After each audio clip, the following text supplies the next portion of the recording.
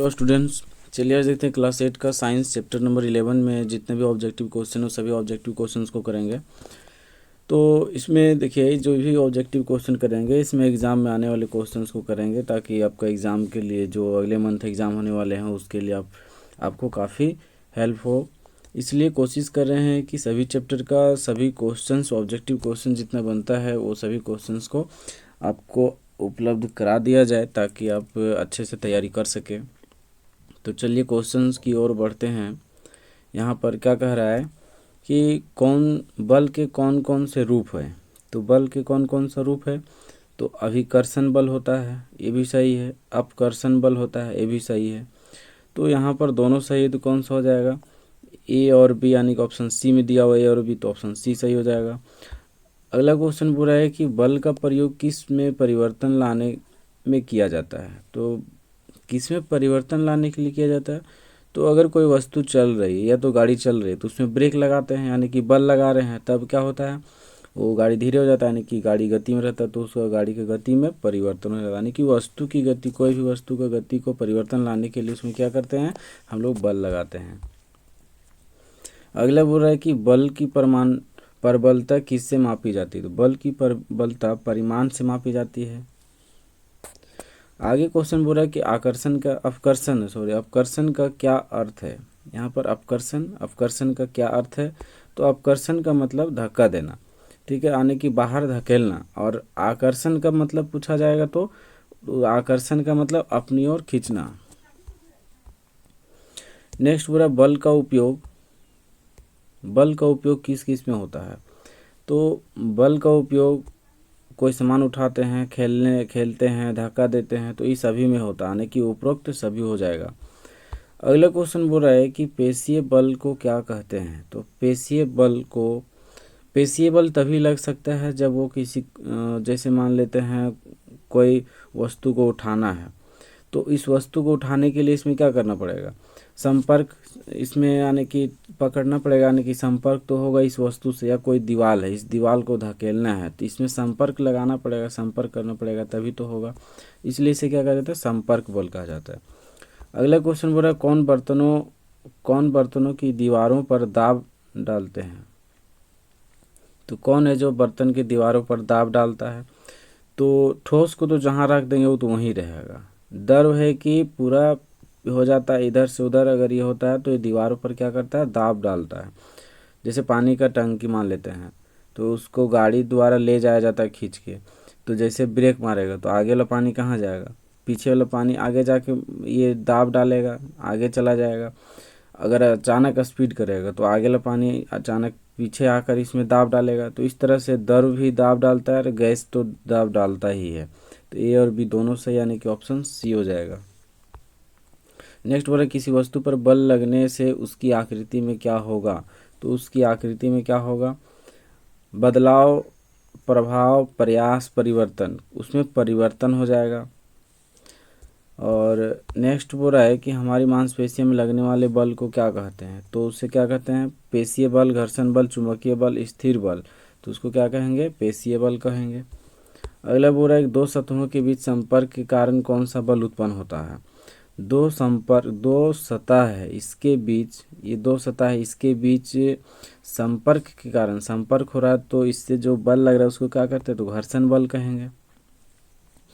क्योंकि यहाँ पर चुंबकीय बल, ये पेशीय बल तो कहेंगे नहीं, क्योंकि पेशीय बल हम लोग अपना हाथ से अगर ये हो उसको टच करे, उठाए या कुछ करे तो पेशीय बल होगा। चुंबकीय बल चुंबक वगैरह रहेगा तभी होगा आकर्षण बल। दाब भी नहीं होगा तो घर्षण इसमें हो जाएगा। अगला बोल रहा है पेशीय बल का उपयोग किस लिए किया जाता है। तो पेशीय बल का उपयोग जो है शारीरिक क्रियाकलाप, मतलब हम लोग अपना नहाने धोने, कपड़ा धोने वगैरह में किया जाता है। अनेक कठिन कार्यों को करने के लिए किया जाता है, जैसे कोई भारी सामान हो गया उसको उठाने में, एक जगह से दूसरी जगह ले जाने में, ये सभी के लिए किया जाता है। तो ऑप्शन सी इसका सही हो जाएगा। अगला क्वेश्चन बोल रहा है कि किसी वस्तु पर लगाए गए बल द्वारा क्या बदला जा सकता है। तो किसी वस्तु द्वारा लगाए गए बल से क्या बदला जा सकता है, चाल बदला जा सकता है। दूरी तो बदल नहीं सकते, दिशा बदल नहीं सकते हैं। तो अगला बोल रहा है कि एक आवेशित वस्तु द्वारा किसी दूसरी वस्तु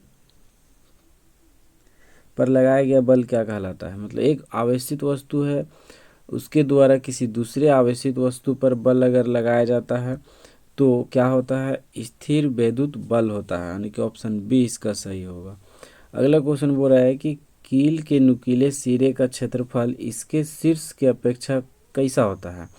तो जाहिर सी बात है कम है, जैसे इसका शीर्ष वाला ऐसा होता है कील, और अगर अगर देखे होंगे तो ये इस तरह से, श्योर है कि देखे होंगे, इस तरह से यहाँ पर नुकीला हो जाता है, ये इस तरह से कील, यहाँ देख सकते हैं नीचे में नुकीला है।